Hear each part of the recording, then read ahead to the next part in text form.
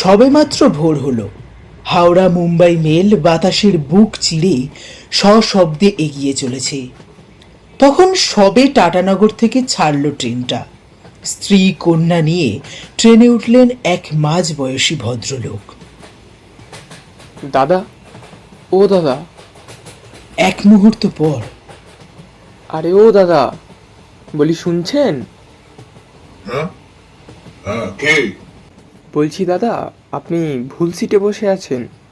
এটা আমার seat. In fact এই 3টে সিটই আমাদের। হ্যাঁ, আমি যেখানে বসি সেটাই আমার সিট। কি? এ দেখুন দাদা, আমার কাছে টিকিট আছে। আপনার কাছে আছে? না, নেই। কি হলো তাতে? তাহলে বললাম তো, আমার যেখানে ইচ্ছে হয় আমি সেখানেই বসি। এই দেখুন দাদা, অনেকক্ষণ থেকে ভদ্রভাবে বলছি। এমনিতেই এত দূরের রাস্তা ঝগড়া করতে চাইছি না। ব্যাপারটা বুঝুন প্লিজ। হুম, একটু ভুল হলো যে, বেশি দূরের তো না। এই আর কিছুক্ষণ মতো, তারপর সবাইকেই নামতে হবে। হ্যাঁ? আরে দাদা, আপনি বোধহয় ভুল ট্রেনে উঠে পড়েছেন। এটা মুম্বাইয়ের ট্রেন, অনেক দূরের। ঝামেলা কথা কাটাকাটির শব্দ পেয়ে সেখানে উপস্থিত হয় এক টিটি। কি হয়েছে? কি হয়েছে এখানে? আর আরে আরে, এই তো টিটি স্যার। এই দেখুন না, এই লোকটা আমাদের সিটে বসে আছে। উঠতে বললে উঠছে না, টিকিটও দেখাচ্ছে না। এই দেখুন না আপনি একটু। দেখি আপনাদের টিকিটগুলো দেখান। হ্যাঁ হ্যাঁ হ্যাঁ হ্যাঁ, এই নিন আমাদের টিকিটটা এই নিন।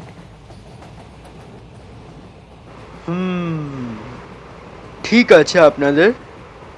এই যে সিটে বাবু হয়ে বসে, আপনাকে বলছি, আপনার টিকিট দেখান। একটু নীরবতার পর টিটি আবার বলে উঠলেন, আরে তাকিয়ে থেকে লাভ নেই, আপনার টিকিট দেখান। আপনার নাম কি মশাই?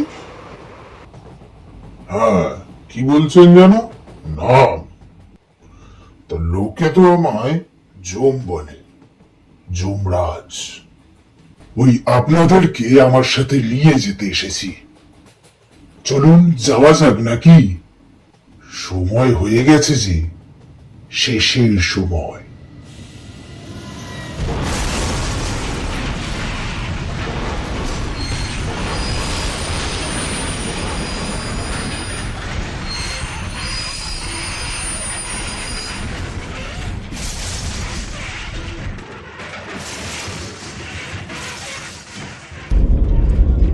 বলতে না বলতেই হঠাৎ ঝটকা।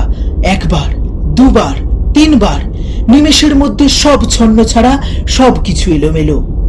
সদ্য ঘুম থেকে উঠে বসা মানুষগুলো ধাক্কা খেয়ে ঠিকরে গেল ট্রেনের গায়ের থেকে।